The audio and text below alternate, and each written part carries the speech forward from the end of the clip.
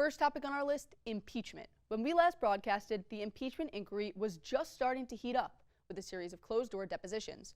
Well, certainly a lot has changed since then. On Thursday of last week, Congress left for Thanksgiving recess. But before fleeing the city, they held 17 closed-door depositions for over 100 hours in the skiff and heard from 12 key witnesses over the course of 5 days in the public impeachment hearings before the House Intelligence Committee.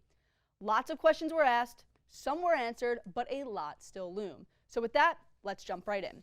President Trump was invited by top Democrats to testify before the House Intel Committee in a public setting.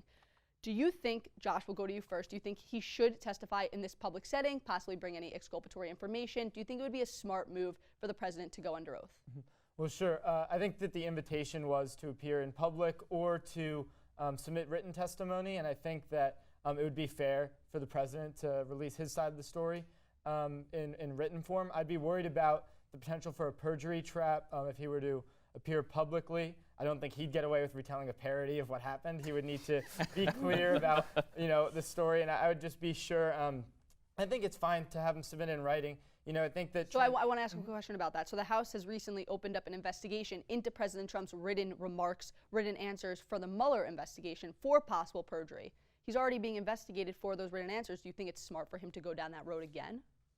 Well, like I said, I was about to say, I think transparency and oversight are fundamental portions of our American system of checks and balances, and I think it's fair for the Congress to request written testimony from the president, given how deeply involved he is there. And I think he's got, full team of White House counsel, personal lawyers, that submitting full testimony shouldn't be a problem. Andrew, what do you think? Is this a smart move for the president to testify publicly? A smart move for the president? No, I don't think so. I think if there were any exculpatory evidence that the president had, it would have been blanketed in the airways by now. And let's be clear, this is not a partisan take or a controversial take. The president is known to lie pretty habitually. You brought up the concept of a perjury trap. I think, yeah, if he were to testify publicly or even in writing, there would be a strong chance that he would, as you said, deliver some kind of a parody or embellish or otherwise distort the truth to the extent that it could be legally problematic for him. So I don't think it would be a smart move for the president to testify, but I think the fact that it's not a smart move for the president to testify says more about the president than it does about House Democrats. Do you think, though, that his remarks, his side of the story, should be included in the inquiry? Absolutely. I think that, in any kind of investigation, be it political like impeachment or legal, the subject of the investigation or the procedure should have the right to lay out their side of the story. But the Republicans have been laying out Trump's side of the story pretty extensively in these hearings. So it's not like Trump's side of the story has gotten no bandwidth, no oxygen whatsoever. I do think he should have the right to present his side of the story in the ultimate sort of iteration of the hearings and of the final House vote, but I think we definitely have heard from him quite a bit. So now we're going to move on looking at, and Keith, we're going to go to you first, looking into a specific testimony that was during former Ukrainian Ambassador Marie Yovanovitch's, her public testimony. During that time, in the beginning, President Trump tweeted, quote, "Everywhere Marie Yovanovitch went turned bad. She started off in Somalia. How did that go? Fast forward to Ukraine, where the new Ukrainian president spoke unfavorably about her in my second phone call with him. It is a U.S. president's absolute right to appoint ambassadors." Chairman Schiff, as we probably saw, read the tweet in real time, getting reaction. He called it witness intimidation. Yovanovitch said, quote, "It was very intimidating." I don't want to know if you think that this is witness intimidation or if it isn't, but what do you think this says about the president's perceived, presumed innocence or guilt in this inquiry? So let's be really clear. This is 100% witness intimidation. When you have the most powerful man in the world tweeting at you while you're testifying before Congress, he is indeed trying to intimidate you. Marie Yovanovitch is a patriot. She should not face that kind of scrutiny from somebody as high up as Donald Trump. I believe that if Donald Trump is tweeting at this level during a testimony, it says something about his innocence. He should let this fact speak for himself, and it's another reason why he should actually go under oath. His advisors certainly don't want him to because, as Andrew mentioned, we do have a compulsive liar in the office. But this is what's right under a standard impeachment investigation. Grace, what does it say about the president's presumed innocence or guilt? In this system nowadays, it's guilty until proven innocent. I feel like he needs to go out there and lay his side of the story and really prove his innocence. But a better question would be, Okay. do you think that the president tweeting during the testimony and, like some say, witness intimidation, do you think that says more that he's guilty and he feels the need to attack the witness, or do you think he's innocent and he feels strong enough to sort of defend himself in this inquiry? I feel like he's strong enough to defend himself. I mean, Marie is a government employee. It's her job to perform, and if he's getting bad reviews on her multiple times, I mean, I think it's his right to, decide who's going to work and who's not going to work. And I think the way that President Trump would view this, I'm not saying this is the way I believe it, is he has consistently said when he feels like he is being attacked, which I suppose he feels that way about her testimony, that he is going to hit back and that he'll never be afraid to hit back. And so I think that's the angle he's coming from, that he isn't going to follow these norms, whether you agree with that or not. That's kind of what his argument would be there, I think. But let's be clear, these are ad hominem attacks. He's not attacking the substance of her argument. He's attacking the person, Marie Yovanovitch, based on her record as a past ambassador to Somalia and to Ukraine. And I think we also should recognize that basically President Trump is not he's not, this notion that he's guilty until proven innocent is not correct. He has admitted on camera that he did have a conversation with the president of Ukraine, saying that he was encouraging an investigation into the Bidens. That is plain, outright colluding with a foreign government. This is just the facts. So we're going to touch on that right now when we look into another key witness's testimony. So one of the Democrats' key witnesses, both behind closed doors and in the public setting, was Gordon Sandlin, the U.S. ambassador to the European Union and a large supporter of President Trump. But to the chagrin of the House Republicans, Sandlin flipped on the president, answering a key question the Dems have been on the hunt for. Take a listen. I know that members of this committee frequently frame these complicated issues in the form of a simple question. Was there a quid pro quo? As I testified previously, with regard to the requested White House call and the White House meeting, the answer is yes. So during this entire impeachment inquiry, the Democrats have been on a hunt and talking about this one phrase, quid pro quo. They've been looking for a first-hand witness to admit that there was a quid pro quo. Sandlin did, and he is indeed a first-hand witness. However, it doesn't seem like this has swayed many of the opinions of Republicans when this is what Democrats have been banking on. That said, what do you think would have to happen, if anything, if it's possible, for a Republican to flip in this impeachment inquiry? Andrew, we'll go to you first.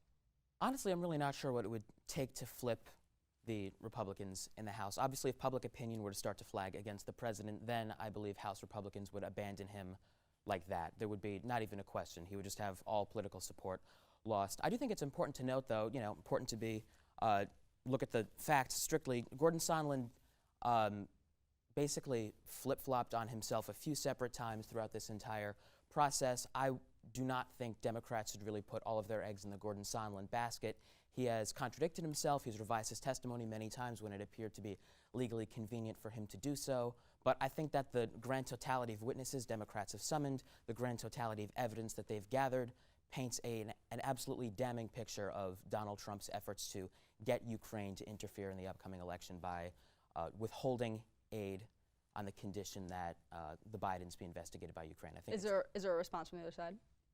Well, I think the answer to this kind of what would it take a Republican to flip kind of gets back to that quote you just played. This whole thing isn't a cut and dry question of is there a quid pro quo or not. There's a lot of information here, so that's why we're gathering all this testimony, all the facts. And I think I'd like to kind of associate myself with what we saw Congressman Will Hurd say, very experienced former CIA operative, one of the most moderate members of our party on the Intel Committee, and he kind of said, the impeachment is the ultimate, most severe level of accountability you can apply to a president.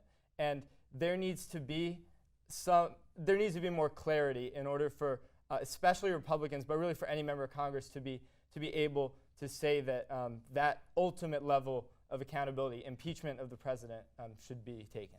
So we're running out of time, so I want to move on to another really interesting factor in this impeachment inquiry. Last week during her weekly presser, Speaker Pelosi had said that she does not plan, and top Democrats do not plan, on waiting for the courts to finish looking at the subpoenas of Acting Chief of Staff Mick Mulvaney, Secretary of State Mike Pompeo, and former National Security Advisor John Bolton. That means that Nancy Pelosi doesn't think that the Democrats should wait for the courts to figure out if those three individuals should appear in a public testimony setting because it will take too long. Do you think that Pelosi and the Democrats are making the right decision here? How important are those testimonies, or is it more important to wrap up the inquiry quickly with 2020 just around the corner? What do you guys think on the right first? I believe that we should be wrapping up this impeachment inquiry. I mean, we don't know what further evidence is going to come forward. We don't know what's going to happen with this. And with 2020 coming around the corner, I think it's really important for the Democrats and the Republicans to focus on this upcoming race. On the Democrats, how important are these 3 testimonies, or are they not that important? So, if I may, I think that the Democrats already have a solid case for impeachment right now. We have this man, through his own transcript that he released, saying that he was indeed asking the president of Ukraine to investigate a political opponent, and this actually is not quid pro quo, this is extortion. He was going to withhold aid from Ukraine if they did not investigate the Bidens. Understood, but do you think that it's more important to get these 3 testimonies or to wrap it up quickly? I think it should be wrapped up quickly. I agree with my colleague on the other side that this process should not be elongated for political purposes. This is strictly a legal issue. The American people want the facts concisely. We should not drag this out and make this a campaign issue. This should be about making sure the president is held accountable. So you don't think that the inquiry would be incomplete without these 3 key testimonies? I don't know what sort of information Mick Mulvaney would have that we don't already have. I think the evidence against the president is already so damning. I'm not sure what that information would be. All right, and now for a final question. Of course, the Congress will decide whether the president is impeached or not in the House and in the Senate, but a lot of the times what people say what matters most is the court of public opinion. And finally, the public was able to see these testimonies as they were publicly transpired before the House Intel Committee. Do you think that the series of 12 individuals we saw in a public setting, 5 days of 7 hearings, do you think that those have changed public opinion in any way? Whoever wants to take it first. So, I mean, if we look at the average of, Donald Trump's approval rating over the last couple of weeks, it's dipped a little bit, but an interesting phenomenon of Donald Trump is that people seem to have made up their minds as to whether they like him or not. And it seems as though rather than one particular testimony being sort of the nail in the coffin for Donald Trump's approval rating, if it were to slide, if he were to lose public support, it would be just the grand totality, the whole entire impeachment process. And I think it's too early to tell if that's necessarily going to be the case, but I think that it's important to bear in mind how the court of public opinion in this process is very, very different than it has been in previous impeachment processes. I'm not, there was a quote, I don't know who said it, I can't recall, but someone basically said, if Richard Nixon had Fox News, he would have served out his 2nd term.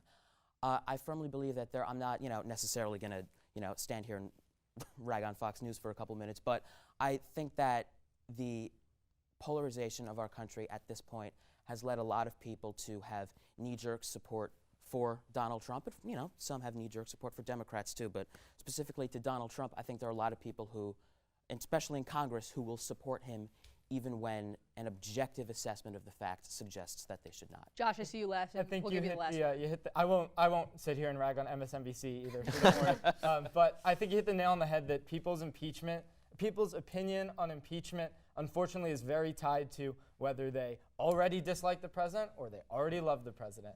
And the only place there's really room for wiggle maybe is in the middle. And you have seen in recent days the support for impeachment amongst independents go down somewhat. Now, whether that'll hold, I don't know. And I think where most Americans have come out on this and where I'm starting to go on this is, again, to invoke what Congressman Hurd's shared in his questioning, that this is troubling precedent to set. It's not the right public policy methods that the president should be going about. But as far as impeaching the president goes, I don't know that would be the right method of accountability here. We're going to have to close the impeachment conversation there. We have more topics to get to. But after this, we'll take you to a new segment we like to call News from the Nine, straight from the highest court in the land. Stay tuned.